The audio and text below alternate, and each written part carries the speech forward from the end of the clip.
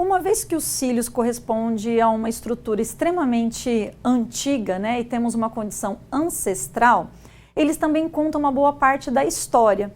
E nós temos aí, durante, né, nos diferentes tecidos e durante o desenvolvimento embrionário, algumas alterações, algumas síndromes que podem levar aí a algumas lesões. E quando eu tenho uma lesão nos cílios, vocês já viram que muitas coisas podem dar errado nestas células. Estamos diante, então, das ciliopatias, né? As ciliopatias, então, elas estão relacionadas a alterações na produção ou na formação de cílios ou flagelos e, no caso, elas podem ser funções genéticas ou, então, funções mecânicas, como nós vamos ver durante o estudo dessa aula. Então, nós temos aí, dentro dessas ciliopatias, vamos falar primeiro daquelas relacionadas à genética. Então, nós temos, por exemplo, a discinesia ciliar ou a síndrome dos cílios imóveis. Essa síndrome é uma síndrome, infelizmente, né, uma síndrome hereditária que vai resultar em uma desordem na mobilidade dos cílios e dos flagelos. Bom, os sintomas, evidentemente, vão ser um aumento de infecções respiratórias. Lembra que nós comentamos que nós temos cílios nas regiões dos tubos, né, da traqueia? Se eu não tiver mais cílios, eu não tenho movimentação do muco. E se esse muco é retido, então ele também mantém-se com algumas bactérias, vírus, patógenos ou até mesmo poluentes atmosféricos que leva a um aumento na incidência nessas pessoas com essa patologia de doenças respiratórias. Então eu vou ter aí uma maior quantidade de problemas no caso do trato respiratório superior. Nós também temos cílios na tuba do ouvido. Então, na tuba auditiva, se eu tenho também uma alteração nesses cílios, começa a ter também uma maior retenção de muco e isso, por sua vez, começa a aumentar a incidência de otites, de otite média. Além disso, nós temos os flagelos nos espermatozoides. É uma outra doença recorrente que também está associada com a menor motilidade. Se o espermatozoide não consegue se mover, então nos homens que têm essa patologia, será mais difícil também a fertilização. Então, por isso, pode levar à infertilidade e, no caso das células renais, à insuficiência renal. Bem, nós temos um problema natural neste caso, que é na estrutura dos cílios. Então, pode até ter o gene, mas as tubulinas ou a formação das proteínas que vão dar origem ao citoesqueleto começam a ser danificadas. Essa é uma herança autossômica recessiva que vai estar relacionada com mutações em 3 genes, no 6, no 7 e o 19. Neste caso, foi uma mutação que foi acontecendo, né, continuamente, pode estar relacionada no momento de fecundação, pode estar relacionadas aí na divisão celular e elas tendem a tem como uma alteração direta em todas as células que apresentam cílios e flagelos. Então, não é apenas, pode ser mais agravada a insuficiência renal, mas naturalmente começa a expor a pessoa a vários outros tipos de problema. Bom, uma evidência um pouco mais recente são a produção de cílios, né, de forma irregular ou ausentes, aí, que pode ter várias outras consequências. E essa é a grande novidade de algumas pesquisas que vêm sendo feitas. Então, não é apenas a função renal, que hoje, né, a disfunção renal, que afeta hoje 12,5 milhões de pessoas no mundo, mas também problemas relacionados com a cegueira.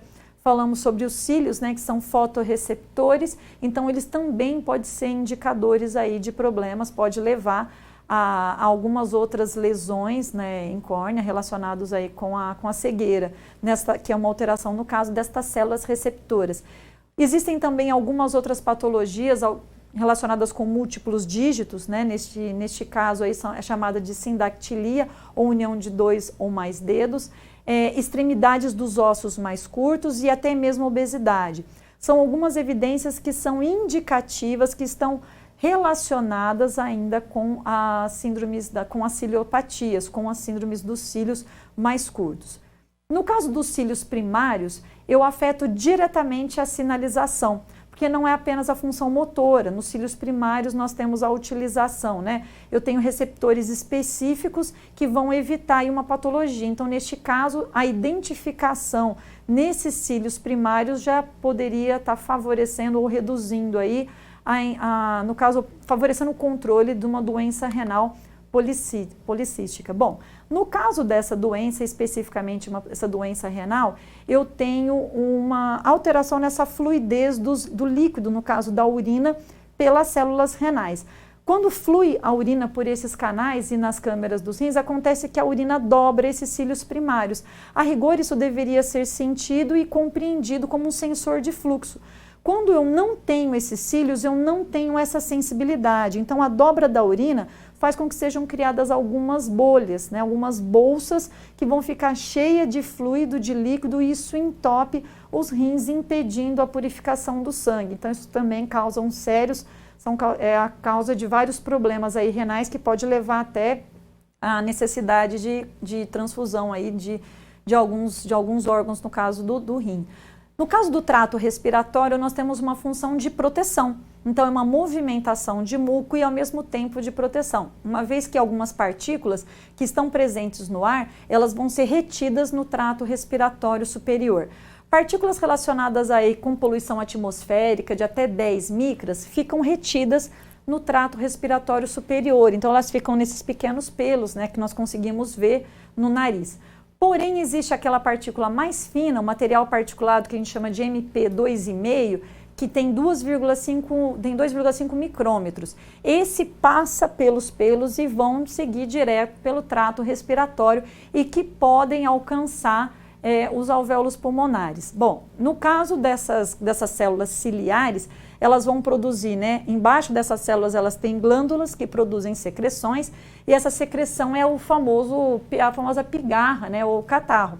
O que é isso? Quanto mais poluído o ar, ou com alguns problemas respiratórios, você tiver com gripe, com tosse, eles tendem a se acumular. E aí, naturalmente, a tosse empurra, né? Força esse material, esse muco que desce pelo trato gastrointestinal e ali ele já vai ser digerido, né?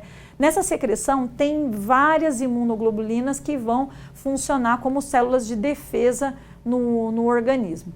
Acontece que, pense num ambiente extremamente poluído, com muitos aerosóis, com grande quantidade de fumaça, né, vários ácidos, enxofre, todo esse material particulado, ele pode paralisar as células dos cílios, né, na traqueia e os brônquios e posteriormente destruir estas células.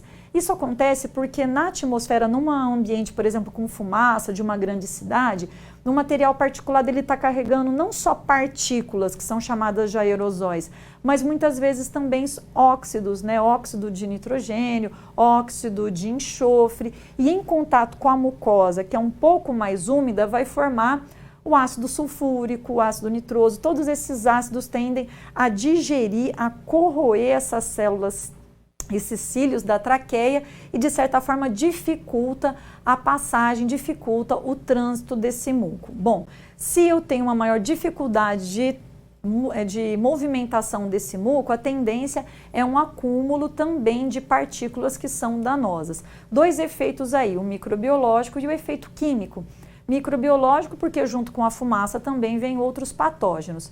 E químico por conta da agressão causada pelo excesso de ácido. Então eu tenho uma redução na movimentação desses cílios, aumenta também a suscetibilidade a infecções respiratórias, podendo levar a lesões graves aí nos brônquios, também nos alvéolos pulmonares.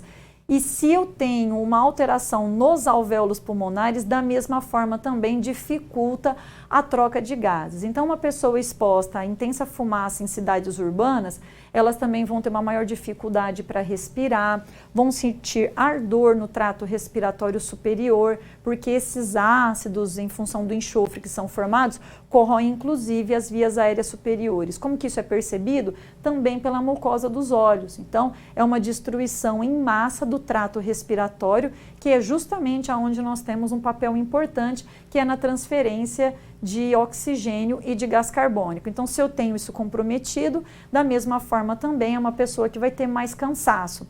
Então, pense, né, no seu ambiente exausto de cidade, ainda intensificado por problemas respiratórios. A solução está na manutenção dos cílios, então vamos cuidar bem, evitando inclusive fumaças como a fumaça de cigarro ou como, por exemplo, tragar ou ficar num ambiente que tem pessoas que fumam, porque isso também é uma causa de degeneração dos cílios da traqueia.